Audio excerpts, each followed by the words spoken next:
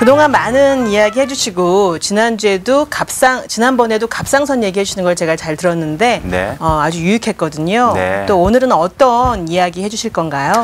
우리 달라스에 사는 분들뿐만 아니라 많은 한국에 계신 분, 또 미국에 계신 분들도 마찬가지로 고통받고 있는 그런 근골격계 중에 하나가 어깨거든요. 네. 그래서 어깨 통증의 갑이라고 할 수 있는 오십견과 그 다음에 회전근개 손상에 대해서 비교하면서 같이 얘기를 나눠봤으면 합니다. 네. 그래서 어떻게 틀리고 우리가 어떤 식으로 진단을 하고 어떤 식으로 치료를 해야 되는지에 대해서 오늘 한번 나눠봤으면 해요. 네. 이 달라스 지역은 다른 지역보다 틀리게 참 골프도 많이 하시고, 네, 날씨가 좋아서요. 예, 특히라도 여기에 계신 분들 중에 이제 반복적으로 일을 많이 하시는, 팔을 많이 쓰시는 그런 잡들을 많이 갖고 계세요. 그렇죠. 예를 들어 도넛이라든지 네네. 아니면 뭐 세탁소라든지 이거는 팔을 계속 쓰고, 더군다나 여기는 IT 그런 산업이 발달된 곳이라서 컴퓨터 앞에서 장시간 한쪽 맞아요. 팔을 가지고 잘못된 포스처, 자세를 가지고 생활하시는 것이 아주 많습니다. 그래서 네. 찾아오시는 분들이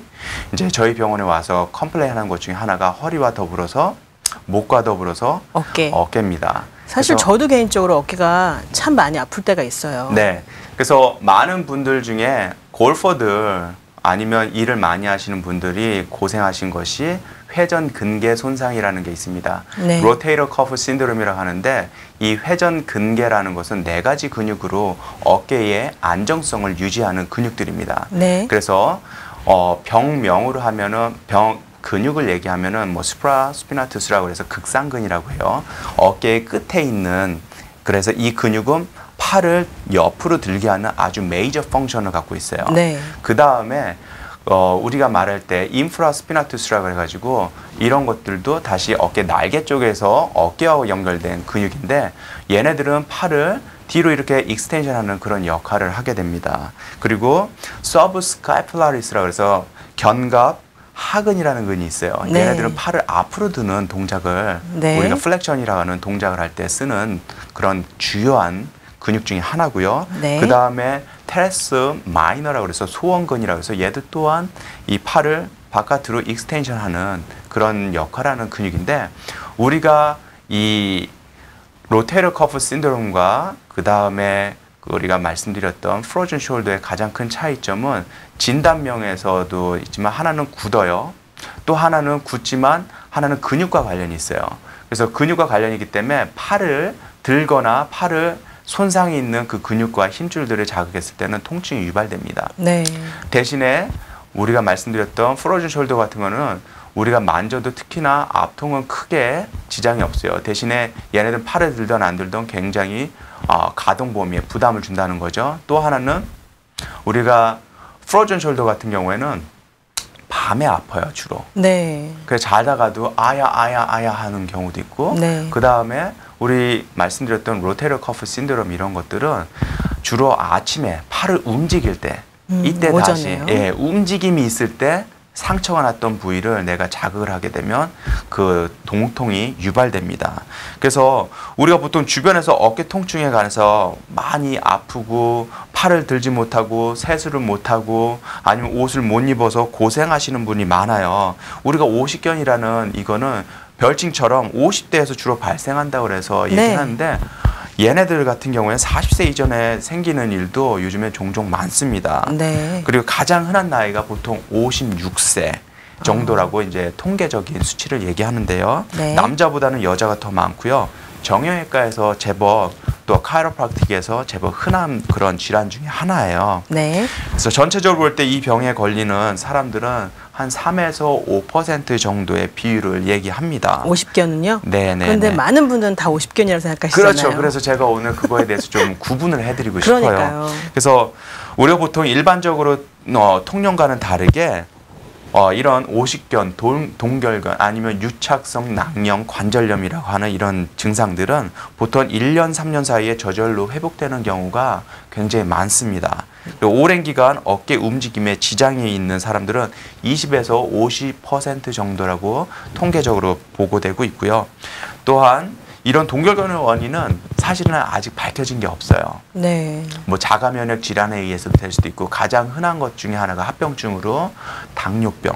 당뇨병이요. 네. 그래서 당뇨병 환자의 동결견이 걸리는 일이 아주 흔한데 그 비율이 10%에서 보통 36%에 달하는 것으로 보고되고 있습니다. 네. 또한 내분비계통 질환에 아니면 자가 면역 방금 전에 말씀드렸던 그런 여러 가지 류마티스 관절염이라든지 아니면 다른 내 몸의 면역 기능에 잘못 기능이 이상이 있어서 내 몸을 외부적인 것으로 잘못 알고서 공격하는 그런 것을 자가 면역 질환이라고 하는데 네. 그런 자가 면역 질환이 걸린 것 특히나 갑상선 기능이 항진되거나 저하되는 경우 그다음에 파킨슨병이라든지 심장병이라든지 뇌졸중 등에서도 동결견이 컴플리케이션으로 나오는 경우가 보고가 많이 되고 있습니다. 그래서 네. 보통 이런 동결견에 우리가 프로즌 숄더 50견에 보면은 크게 3단계로 나눠요. 네. 첫 번째로는 냉동 단계라고 해가지고 통증 단계죠. 네. 그래서 이런 경우는 보통 누워 있을 때 증상이 굉장히 심해요. 그래서 수면 장애가 발생하는 경우가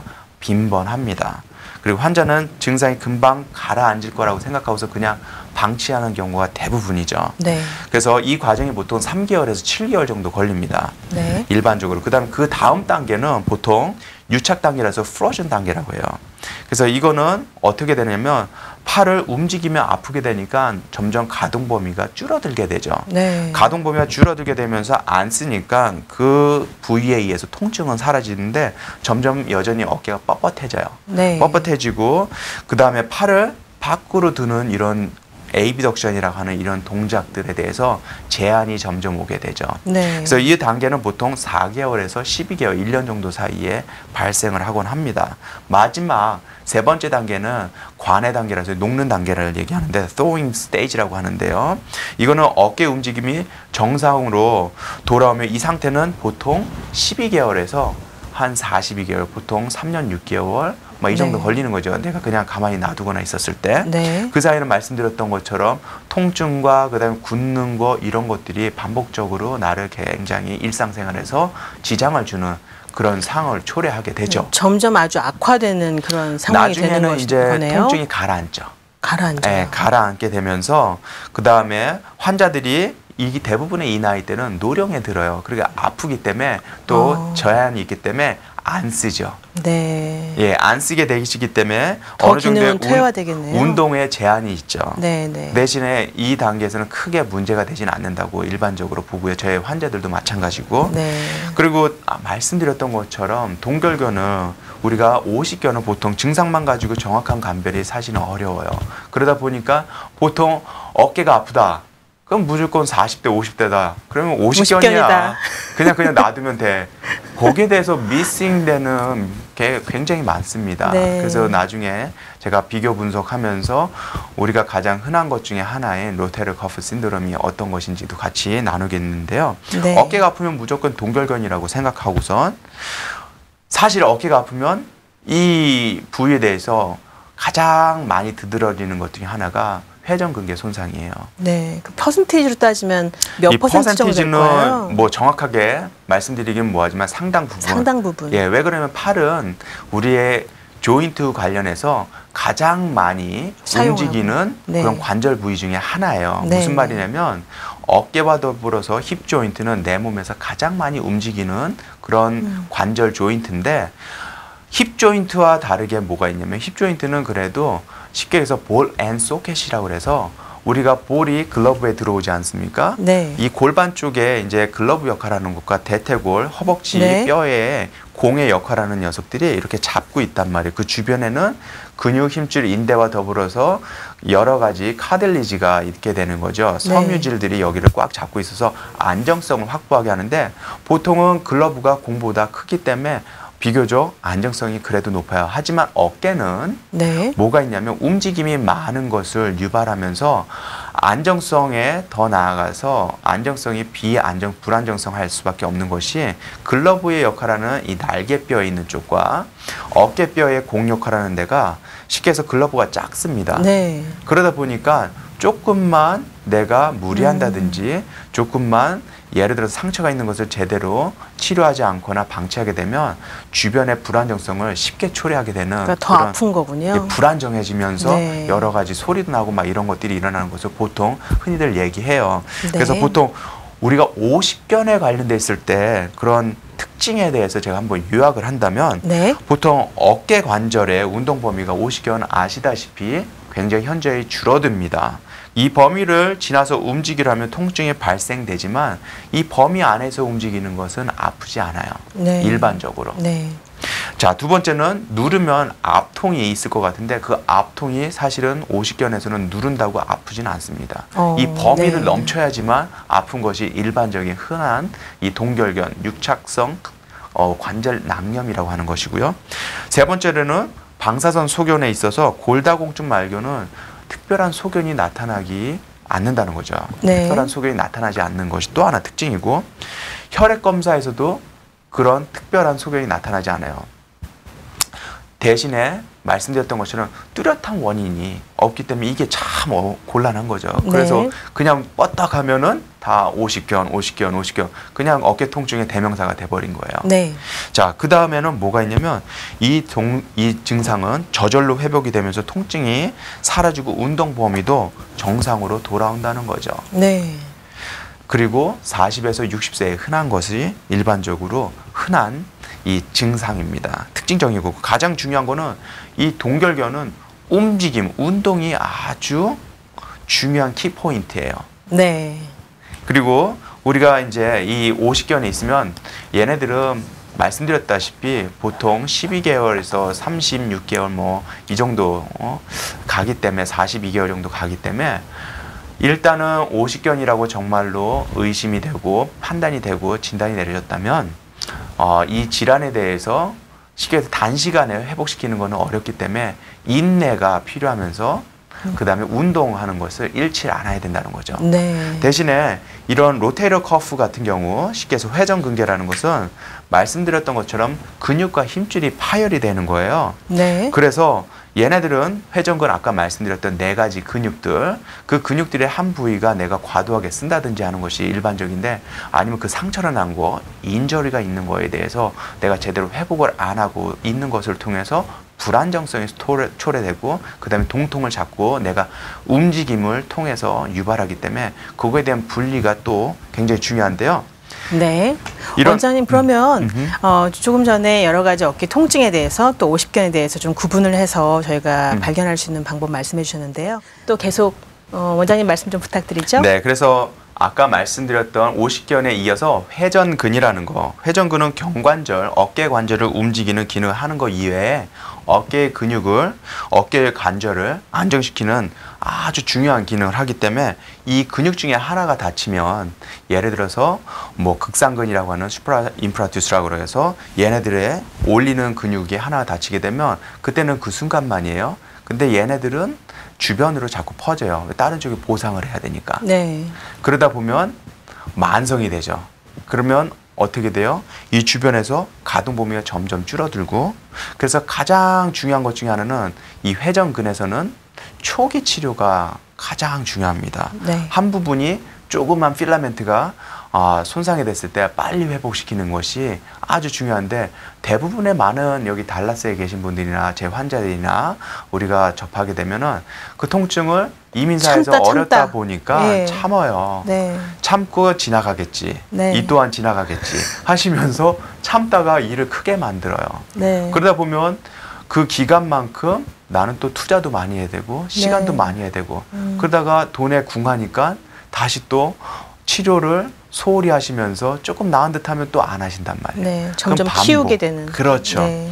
그러면서 이 질환은 초기 치료와 더불어 휴식과 더불어서 초기 대응이 안 된다 그러면 여러 가지 문제가 일어나는 거죠. 네. 그래서 보통 회전근개 손상 같은 경우에는 교통사고라든지 아니면 어깨를 순간적으로 삐끗한다든지 네. 아니면 내가 지속적으로 팔을 많이 쓰는 우리 도넛이나 아니면 세탁업을 하시는 종사자들 아니면 컴퓨터를 많이 쓰시는 마우스를 많이 쓰시면서 한쪽으로 기울어서 생활하시는 많은 분들에게 아주 빈번하게 나타나요. 네. 어깨 아프니까 오십견인가 보다 이러다가 이제 주변에서 그냥 참으면 낫는 거야. 이 얘기 듣고선 참는단 말이에요. 말씀드린 초기 대응이 얘는 굉장히 중요합니다. 네. 그래서 지속적이고 반복적인 일을 하는 것으로 인해서 어깨 근육이 상하기 때문에 아까 말씀드렸던 오십견하고는 초기 대응하고 그 진료 방법이 달라질 수밖에 없는 거죠. 네. 그래서 이런 회전근개 파열이 되게 되면 그런 증상으로 우리가 어떻게 알 수 있냐면요. 팔을 들 때 예를 들어서 제일 많이 손상되는 것이 우리가 옆으로 들 때 드는 이 근육이거든요. 네. 이 극상근이라서 아까 수프라스피나투스라고 하는 옆으로 드는 동작. 그러다 보니까 팔이 안 올라가요. 옆으로. 네. 그게 가장 많습니다. 뭐 옆으로 안 올라가니까 어떻게 합니까? 이제 어깨를 이렇게 돌리면서 들죠. 네. 그 이제 목이나 등까지도 틀어지게 돼 있어요. 그렇군요. 그러면서 허리도 틀어지고. 그 내 몸의 보상작용인 거죠. 그래서 근력 자체까지 이제 손상이 되면서 한 근육의 지속적인 손상은 다른 근육의 부하를 우리가 초래하게 되는 거죠. 네. 결국 다른 주변에 다른 세 가지의 근육과 주변의 다른 근육들까지도 손상을 초래하면서 우리 몸은요 축을 통해서 러버밴드라고 하는 근육과 힘줄과 인대들이 얼마나 움직임이 있을 때 안정과 또 움직임을 초래할 수 있냐에 따라서 우리 몸을 보호할 수도 있고 우리 몸을 또한 악화시키는 불안정성을 통해서 손상을 시킬 수 있는 일들을 초래하게 됩니다. 그래서 이런 말씀드렸던 회전근개 파열에서는 팔을 들 때 얘네들은 수동으로 누워서 수동으로 팔 드는 것은 어느 정도 가능은 해요. 네. 하지만 오십견하고는 다르게 오십견의 경우는 능동적인 뿐만 아니라 다른 팔을 움직이는 것까지도 제한이 되는 거거든요. 네. 그래서 보통 수동적으로 팔의 가동 범위를 늘리려고 노력하는 것이 일반적으로 오십견에 많다고 하면 이 회전근개 손상에서는 쉽게 해서 내가 능동적으로 올리게 되면 굉장히 아픕니다. 네. 근육 손상이기 때문에 근육의 수축과 이완을 통해서 내 그 관절 주변이 줄어들었다 늘어났다 하면서 로코모션 움직임이 생기는 거거든요. 네. 그래서 이런 회전근개 파열은 근력의 약화와 근력을 사용했을 때 통증을 유발하기 때문에 팔을 들지 못하는 것이죠. 그러다 보니까 구조적인 유착, 아까 유착성 낭염이라고 그랬죠. 그 동결견, 오십견과는 다른 거예요. 오십견은 그 자체가 관절낭이 굳어지면서 주변의 뼈와 아니면 관절 조직에 굳어버리는 유착이 됨으로 인해 어드히전이라고 그러죠. 그래서 안 움직이는 가동성이 줄어드는 것을 통해서 자꾸 가동성을 늘리고자 하는 그런 치료 방법이 일단은 선행되는 것이 일반적이고 오십견과 다르게 이 로테이터 커프 신드롬 같은 경우에는 구조적인 유착보다는 근육 손상이기 때문에 그 움직임에 대해서 좀 더 원리를 알면서 치료와 그 다음에 관리하는 것이 좋을 것 같고요. 또 하나는 뭐냐면 이 운동에 제한이 되기 때문에 삼각근이 쉽게 해서 델토이드라고 하는 어깨 주변에 다른 굵직한 근육이 있습니다. 그래서 이 삼각근은 팔을 드는 거거든요. 네. 델토이드 머슬은. 이 델토이드 머슬이 드는 시점부터는 괜찮아요. 근데 그 델토이드 머슬이 움직이기 전까지 다른 여러 회전근개 손상이 있을 때는 팔을 들기가 힘든 거죠. 초기 팔을 들 때. 네. 그러니까 팔을 들어 올리기가 어려워지고 아프다 하면은 그건 사인으로 알고 그렇죠. 빨리 이렇게 병원을 찾아보는 것이 맞습니다. 좋겠군요. 그리고 또 하나는 회전근개 손상이 되면 불안정성이라고 그랬죠. 네. 그래서 그 주변에 관절 주변에 움직임이 있을 때마다 따닥따닥 소리가 나요. 팝 사운드가. 느슨해지기 네. 때문에. 그렇군요. 그게 또 하나 차이점이죠. 네. 오십견 같은 경우는 굳어지기 때문에 얘 자체가 안 움직인다면 얘네는 느슨해지는 거예요. 그래서 들다 보면은 뚜구닥 소리 나면서 아야 아프고 이런 걸 초래하게 되는 거죠. 알겠습니다. 그래서 관절에서 소리 난다는 게 굉장히 틀립니다.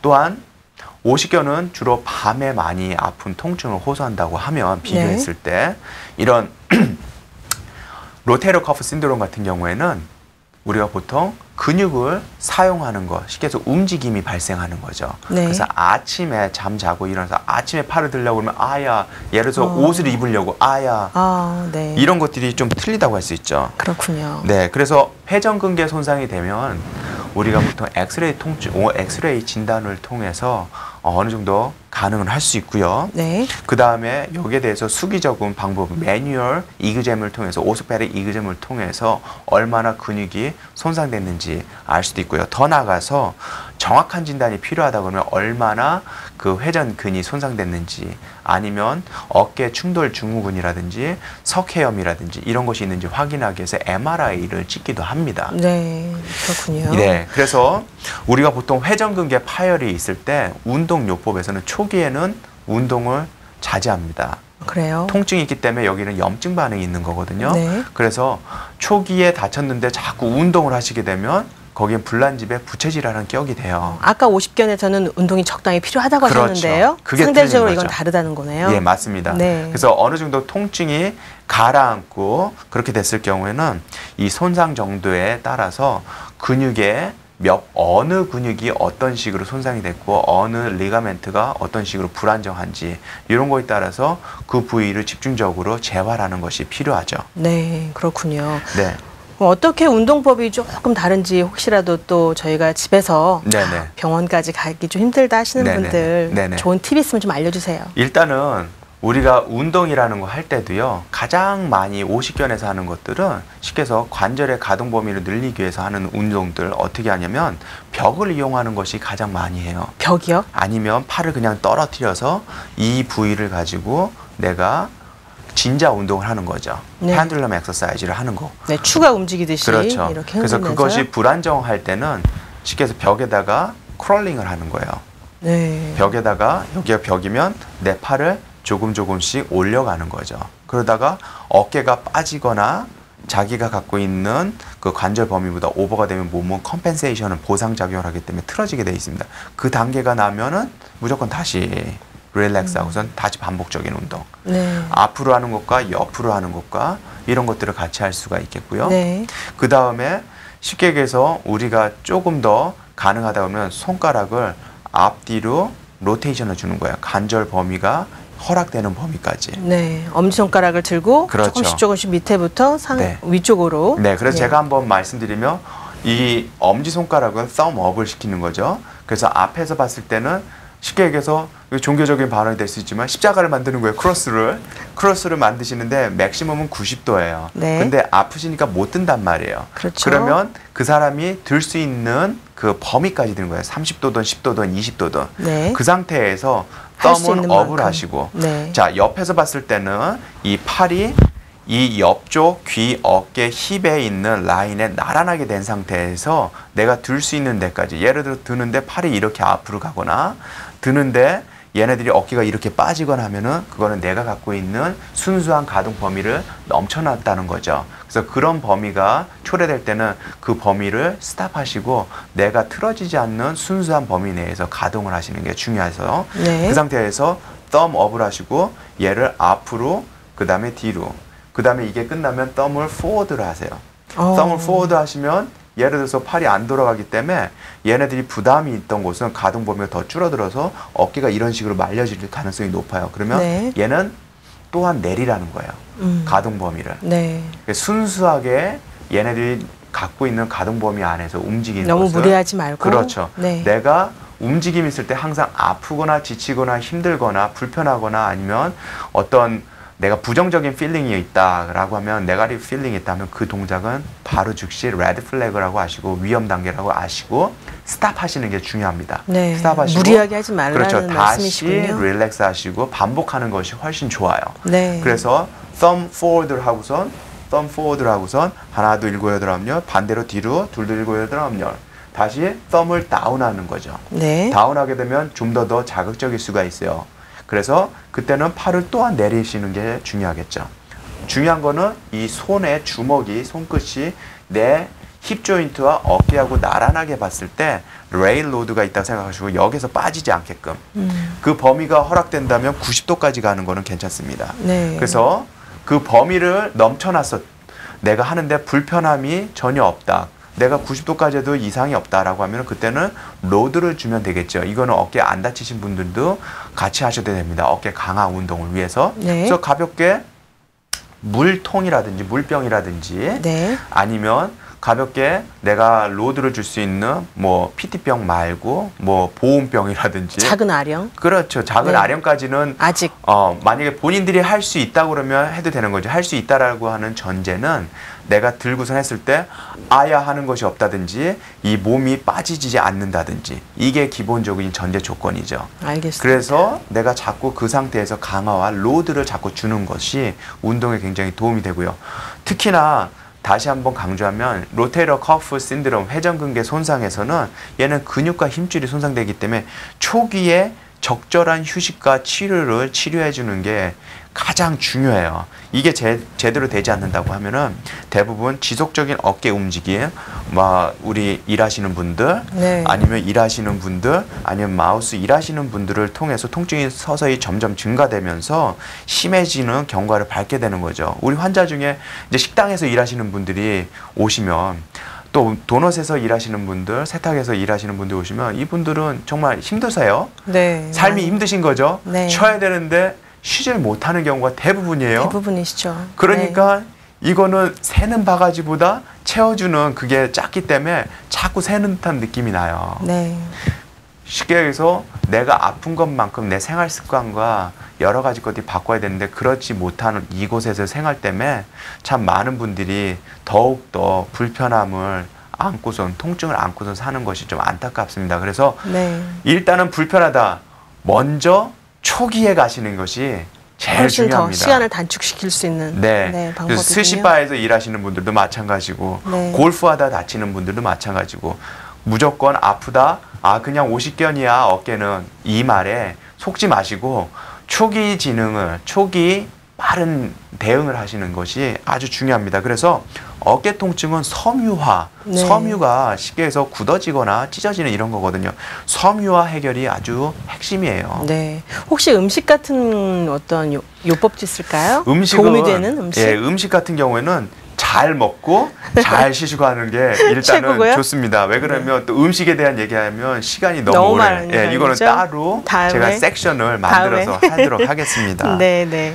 원장님 오늘 또 이렇게 유익한 말씀 많이 해주셨어요. 전 가장 와닿았던 게 어깨 아프면 저도 50견이 벌써 온 거야? 라고 생각했는데 50견은 채 5%도 안 된다는 거. 네, 네. 그래서 초기에 이 통증을 전문가들께 상의하고 초기에 대응하는 것이 가장 시간을 단축시킬 수 있다는 그 말씀이 참 와닿네요. 네, 시간 단축과 그다음에 의료비 지출을 줄일 수 있는 거죠. 네, 원장님 너무 감사하고요. 네. 또 다음에 또 더 유익한 정보도 주실 거죠? 네. 네, 좋은 하루 되시고요. 네, 지금까지 세미한 카이로프랙틱 클리닉의 백상준 원장이었습니다. 항상 건강하십시오. 네, 감사합니다.